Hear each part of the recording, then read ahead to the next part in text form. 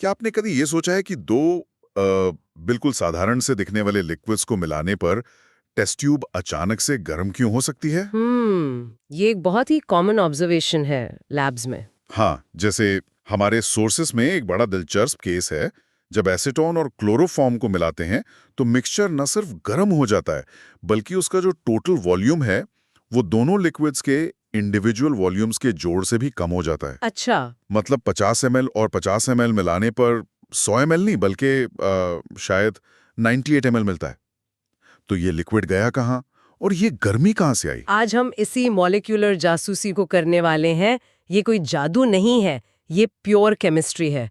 हम solutions unit के एक बहुत ही फंडामेंटल टॉपिक की गहराई में उतर रहे हैं, ideal and non ideal solutions. और ये सिर्फ एक टेक्स्ट बुक कॉन्सेप्ट नहीं है ना?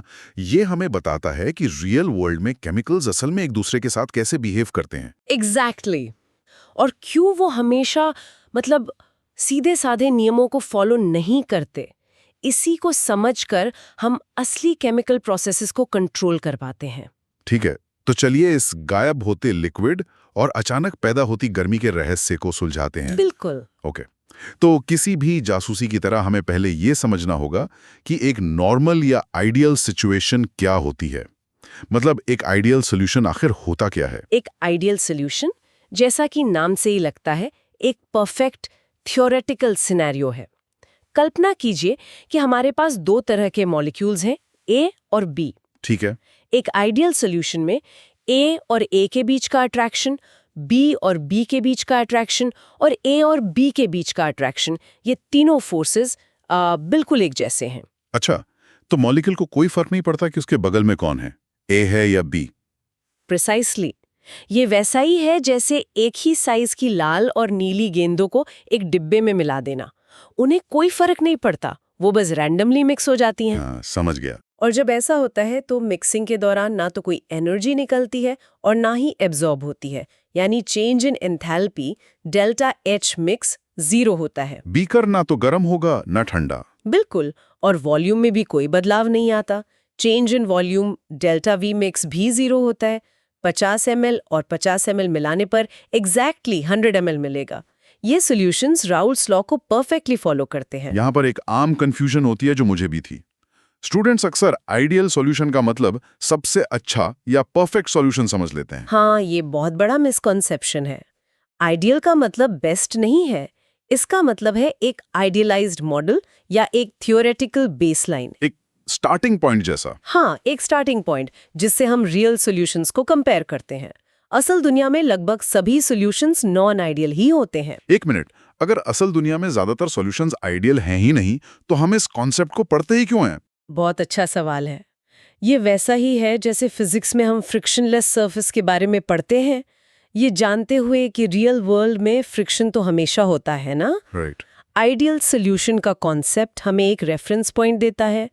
जब कोई रियल सॉल्यूशन इस आइडियल बिहेवियर से डिविएट करता है, मतलब अलग बिहेव करता है, तो वो डिविएशन ही हमें उन मॉलिक्यूल्स के बीच लगने वाले फोर्सेस की कहानी बताता है। अच्छा, तो वो डिविएशन ही केमिस्ट्री को इंटरेस्टिंग बनाता है। बिल्कुल। समझ गया। तो एग्जाम के लिए इसकी एंकर डेफिनेशन क्या होगी जिसे हम याद रख सकें? एग्जाम के लिए याद रखें, an ideal solution is a solution in which the solvent and solute interactions are identical to the interactions within pure components, resulting in no enthalpy change on mixing, delta H mix equals 0, no volume change on mixing, delta V mix equals 0, and perfect adherence to Raoult's law. ठीक है, तो ये हमारी perfect crime scene है। पर हमारे case में तो टेस्ट ट्यूब गर्म हुई और वॉल्यूम कम हुआ, मतलब वो सॉल्यूशन आइडियल तो नहीं है। नहीं है। तो चलिए अब असलियत की दुनिया में आते हैं। उस एसीटोन और क्लोरोफॉर्म के मिक्सचर के साथ मॉलिक्यूलर लेवल पर आखिर हो क्या रहा है? राइट। अब हम जासूसी के अगले फेज में हैं। हम एक नॉन आइडियल सॉल्यूशन को देख रहे हैं और ये नेगेटिव डेविएशन का एक क्लासिक केस है। इमेजिन कीजिए कि आप टेस्ट ट्यूब में एसीटोन डाल रहे हैं और फिर उसमें क्लोरोफॉर्म मिला रहे हैं। Okay, I am picturing this. जैसे ही वो मिक्स होते हैं, आपको महसूस होता है कि टेस्ट ट्यूब हल्की गर्म हो गई है। ठीक है, दो क्लियर लिक्विड्स मिक्स हो रहे हैं और गर्मी पैदा हो रही है। माइक्रोस्कोपिकली क्या हो रहा है वहां? माइक्रोस्कोपिकली यहाँ एक नई मजबूत दोस्ती हो रही है। एसीटोन मॉलिक्यूल के पास एक ऑक्सीजन एटम है और क्लोरोफॉर्म मॉलिक्यूल के पास एक हाइड्रोजन एटम है। जब ये दोनों पास आते हैं तो एसीटोन के ऑक्सीजन और क्लोरोफॉर्म के हाइड्रोजन के बीच एक नया और काफी मजबूत हाइड्रोजन बॉन्ड बन जाता है। ये एक A-B इंटरैक्शन है। और ये नया इंटरैक्शन इतना खास क्यों है? खास इसलिए है क्योंकि ये नया हाइड्रोजन बॉन्ड पुराने AA मतलब एसीटोन एसीटोन और BB मतलब क्लोरोफॉर्म क्लोरोफॉर्म इंटरैक्शन से कहीं ज्यादा स्ट्रॉन्ग है। अच्छा, तो पहले मॉलिक्यूल्स जितनी ताकत से एक दूसरे को पकड़ रहे थे, अब वो नए पार्टनर को उससे भी ज्यादा कसकर पकड़ रहे हैं। Exactly. Here's where it gets really interesting. तो इसी मजबूत पकड़ की वजह से गर्मी पैदा हो रही है। बिल्कुल, जब भी कोई मजबूत बॉन्ड बनता है तो एनर्जी रिलीज होती है और यही एनर्जी हमें हीट के रूप में महसूस होती है। इसीलिए रिएक्शन एक्सोथर्मिक है, यानी delta H mix is less than 0। और वॉल्यूम क्यों कम हुआ? क्योंकि मॉलिक्यूल्स अब एक दूसरे को ज्यादा कसकर पकड़ चुके हैं, तो वो ज्यादा पास आ जाते हैं। इससे ओवरऑल वॉल्यूम थोड़ा कम हो जाता है। हमारा जो 2 ml लिक्विड गायब हुआ था, वो इसी श्रिंकिंग की वजह से हुआ था। वाओ! और इसका वेपर प्रेशर पर क्या असर पड़ता है? जब मॉलिक्यूल्स एक दूसरे को इतनी मजबूती से पकड़ लेते हैं, तो उनका सोल्यूशन को छोड़कर भागना यानी इवेपोरेट होना मुश्किल हो जाता है। वो सोल्यूशन में ही रहना ज्यादा पसंद करते हैं। सही। इसीलिए सोल्यूशन का वेपर प्रेशर राउल्स लॉ की प्रेडिक्शन से कम हो जाता है। इसी को हम नेगेटिव डिविएशन कहते हैं। नेगेटिव क्योंकि वेपर प्रेशर एक्सपेक्टेड से कम है। वाओ! तो वो एक गर्म टेस्ट ट्यूब और थोड़ा सा कम वॉल्यूम हमें मॉलिक्यूल्स के बीच एक नई मजबूत दोस्ती की पूरी कहानी बता रहा है। ये तो कमाल है ना? तो ये हुआ जो मॉलिक्यूल्स एक दूसरे को पहले से ज्यादा पसंद करने लगते हैं। पर क्या इसका उल्टा भी हो सकता है? मतलब क्या ऐसा होता है कि मॉलिक्यूल्स को मिक्स होने के बाद एक दूसरे को बिल्कुल पसंद ना करें? बिल्कुल हो सकता है। हाँ। और वो हमें नॉन आइडियल बिहेवियर के दूसरे टाइप पर ले जाता है, पॉजिटिव डिविएशन। अच्छा, यहाँ कहानी बिल्कुल उल्टी है। हाँ, यहाँ A और B मॉलिक्यूल्स एक दूसरे को AA या BB इंटरैक्शन से कम पसंद करते हैं। इसका कोई उदाहरण है? इसके लिए हम क्या मेंटल पिक्चर बना सकते हैं? इसका एक क्लासिक एग्जाम्पल है एथेनॉल और साइक्लोहेक्सेन का मिक्सचर। इमेजिन कीजिए प्योर एथेनॉल को। एथेनॉल के मॉलिक्यूल्स आपस में हाइड्रोजन बॉन्ड्स बनाकर एक दूसरे से जुड़े रहते हैं। वो अपने इस ग्रुप में मतलब काफी खुश हैं। ठीक है, एक हैप्पी फैमिली की तरह। हाँ, कह सकते हैं। अब आप इसमें साइक्लोहेक्सेन डालते हैं। साइक्लोहेक्सेन के मॉलिक्यूल्स नॉन पोलर हैं, वो हाइड्रोजन बॉन्ड्स नहीं बना सकते। तो जब साइक्लोहेक्सेन के मॉलिक्यूल्स एथेनॉल के मॉलिक्यूल्स के बीच में आते हैं, तो वो एथेनॉल के हैप्पी फैमिली वाले हाइड्रोजन बॉन्ड्स को तोड़ देते हैं। Oh, so they are like intruders. Exactly. वो AA बॉन्ड्स को ब्रेक कर रहे हैं, पर जो नया AB इंटरैक्शन बन रहा है वो बहुत वीक है। अच्छा। इस प्रोसेस में बॉन्ड्स तोड़ने के लिए एनर्जी की जरूरत पड़ती है। तो सोल्यूशन सिस्टम अपने सराउंडिंग से हीट एब्जॉर्ब करता है। इसीलिए ये प्रोसेस एंडोथर्मिक होता है। मतलब delta H mix is greater than 0 और टेस्ट ट्यूब छूने पर ठंडी महसूस होगी। और वॉल्यूम का क्या? अगर नेगेटिव डिविएशन में वॉल्यूम श्रिंक हुआ था, तो यहाँ एक्सपैंड होगा। करेक्ट, क्योंकि मॉलिक्यूल्स अब एक दूसरे को पसंद नहीं कर रहे हैं, वो एक दूसरे से दूर भागने की कोशिश करते हैं, वो ज्यादा जगह घेरते हैं। इसीलिए टोटल वॉल्यूम 100 ml से ज्यादा शायद 102 ml हो जाएगा। और वेपर प्रेशर? क्योंकि उनके बीच अट्रैक्शन कमजोर है, वो सोल्यूशन से बहुत आसानी से एस्केप कर सकते हैं। इसीलिए वेपर प्रेशर राउल्स लॉ की प्रिडिक्शन से हायर हो जाता है। इसी को पॉजिटिव डिविएशन कहते हैं। ये तो बहुत ही क्लियर हो गया। नेगेटिव डिविएशन मतलब मजबूत अट्रैक्शन, गर्मी, श्रिंकिंग और कम वेपर प्रेशर। और पॉजिटिव डिविएशन मतलब कमजोर अट्रैक्शन, ठंडा होना, एक्सपेंशन और ज्यादा vapour pressure.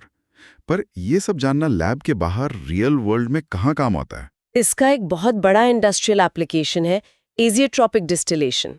For example, ethanol और पानी का मिक्सचर एक नॉन आइडियल सोल्यूशन बनाता है जो पॉजिटिव डिविएशन दिखाता है। अच्छा। आप नॉर्मल डिस्टिलेशन से इसे 95% से ज्यादा प्योर नहीं कर सकते, क्योंकि इस कॉन्सेंट्रेशन पे वो एक एजियोट्रोप बना लेता है, एक ऐसा मिक्सचर जो बिना कॉम्पोजिशन बदले एक साथ बॉयल होता है। तो 95% पर आकर प्यूरिफिकेशन रुक जाती है? हाँ, लेकिन इंडस्ट्रीज को 99% प्लस प्योर एथेनॉल चाहिए फ्यूल के लिए। तो वो क्या करते हैं? वो इस नॉन आइडियल बिहेवियर का फायदा उठाते हैं। वो मिक्सचर में एक तीसरा कंपोनेंट जैसे बेंजीन या साइक्लोहेक्सेन डालते हैं। ओके। ये नया कंपोनेंट एथेनॉल और पानी के एजियोट्रोप को ब्रेक कर देता है, जिससे 100% प्योर एथेनॉल को डिस्टिल करना पॉसिबल हो जाता है। मतलब नॉन आइडियल होना यहाँ एक प्रॉब्लम नहीं बल्कि सोल्यूशन का हिस्सा है। एग्जैक्टली यहाँ हम नॉन आइडियल केमिस्ट्री को कंट्रोल करके एक बहुत ज़रूरी काम कर रहे हैं। एक और बात, आपने राउल्ट्स लॉ को आइडियल बताया। क्या कुछ सॉल्यूशंस इस आइडियल लॉ से बहुत ही ज्यादा डिविएट करते हैं? बिल्कुल। काउंटर इंट्यूटिव बात यह है कि ज़्यादातर सॉल्यूशंस डिविएट करते हैं और कुछ तो बहुत ही ज़्यादा। जैसे तेल और पानी, राइट। उनके बीच इंटरमॉलिक्यूलर फोर्सेस इतने अलग हैं और वो एक दूसरे को इतना रिपेल करते हैं कि वो पॉजिटिव डिविएशन का एक्सट्रीम केस है। वो मिक्स ही नहीं होते, जिसे हम इमिसिबिलिटी कहते हैं। तो वहां आइडियल सॉल्यूशन का अजम्पशन पूरी तरह से फेल हो जाता है। हाँ, आइडियल मॉडल की लिमिटेशंस को समझना भी उतना ही जरूरी है। ये तो वाकई में एक पूरी दुनिया है जो मॉलिक्यूल्स के अट्रैक्शन और रिपल्शन पर चल रही है। ठीक है, ये सब बहुत फैसिनेटिंग है। अब इस पूरी जासूसी को समेटते हैं। अगर कोई लिसनर परीक्षा की तैयारी कर रहा है तो उन्हें कौन सी सबसे जरूरी बातें याद रखनी चाहिए? जरूर। चलिए की टेकअवेज पर फोकस करते हैं। पहली और सबसे फंडामेंटल बात, आइडियल सॉल्यूशंस राउल्ट्स लॉ को परफेक्टली ओबे करते हैं और उनके लिए delta H mix is equal to 0 और delta V mix is equal to 0 होता है। ये हमारा थियोरेटिकल बेसलाइन है। Got it, the perfect scenario. अब डिविएशंस के बारे में। दूसरी बात, पॉजिटिव डिविएशंस तब होती हैं जब A-B इंटरैक्शंस AA और BB इंटरैक्शन से वीकर हों। मॉलिक्यूल्स एक दूसरे से दूर भागते हैं। Result, vapour pressure predicted value से हायर होता है और हीट एब्जॉर्ब होती है। ठीक है, और इसका उल्टा नेगेटिव? नेगेटिव डिविएशंस, तीसरी बात, नेगेटिव डिविएशंस तब होती हैं जब AB इंटरैक्शंस AA और BB इंटरैक्शन से स्ट्रॉन्गर हों, जैसे हमारे एसीटोन क्लोरोफॉर्म केस में। Result, vapour pressure predicted value से लोअर होता है और हीट रिलीज होती है। और एजियोट्रोप्स के बारे में एक की पॉइंट। चौथी और बहुत इंपॉर्टेंट बात, एजियोट्रोप सिर्फ नॉन आइडियल सॉल्यूशंस में बनते हैं। आइडियल सॉल्यूशंस कभी एजियोट्रोप नहीं बना सकते। ये पॉजिटिव या नेगेटिव डिविएशन का ही एक कॉन्सिक्वेंस है। फैंटास्टिक। तो अगर मैं इसे बहुत ही संक्षेप में किसी को समझाना चाहूं, आप कह सकते हैं, पहला, आइडियल सॉल्यूशंस एक थ्योरेटिकल कॉन्सेप्ट है। रियल वर्ल्ड में ज्यादातर सॉल्यूशंस नॉन आइडियल होते हैं। ठीक है। दूसरा, नॉन आइडियल बिहेवियर दो तरह का है। पॉजिटिव डिविएशन, जब नए मॉलिक्यूल्स एक दूसरे को कम पसंद करते हैं, जिससे वेपर प्रेशर बढ़ जाता है। और नेगेटिव डिविएशन, जब नए मॉलिक्यूल्स एक दूसरे को ज्यादा पसंद करते हैं, जिससे वेपर प्रेशर घट जाता है। परफेक्ट। तीसरा, इसका क्लासिक उदाहरण है एसीटोन और क्लोरोफॉर्म का मिक्सचर, जो मिक्स होने पर गर्म होता है और वॉल्यूम में श्रिंक करता है। ये नेगेटिव डिविएशन का पक्का साइन है। और फाइनली एग्जाम के लिए? एग्जाम के लिए बस इतना याद रखें, positive deviation weaker forces, higher vapour pressure, और negative deviation stronger forces, lower vapour pressure. ये वाकई में फैसिनेटिंग है कि कैसे मॉलिक्यूलर लेवल पर होने वाली छोटी छोटी दोस्ती और दुश्मनी को हम हीट, वॉल्यूम चेंज और प्रेशर जैसे बड़े मैक्रोस्कोपिक इफेक्ट्स में देख और नाप सकते हैं। बिल्कुल, केमिस्ट्री की यही खूबसूरती है, वो इनविजिबल वर्ल्ड को विजिबल बना देती है। और ये हमें एक सोचने वाला सवाल भी देता है। ओह, वो क्या है? What's fascinating here is, जब हम नॉन आइडियल बिहेवियर को इतनी गहराई से समझ सकते हैं, तो क्या हम रिवर्स इंजीनियरिंग करके एक परफेक्टली आइडियल सॉल्यूशन डिजाइन कर सकते हैं? क्या हम दो ऐसे बिल्कुल अलग-अलग सब्सटेंस खोज सकते हैं जिनका मॉलिक्यूलर साइज, शेप और इंटरमॉलिक्यूलर फोर्सेस इतने आइडेंटिकल हों कि उनका मिक्सचर प्रैक्टिकली आइडियल बिहेव करे? अगर हाँ, तो वो कौन से सब्सटेंसेस हो सकते हैं और हम उनकी आइडियलिटी को लैब में टेस्ट कैसे करेंगे?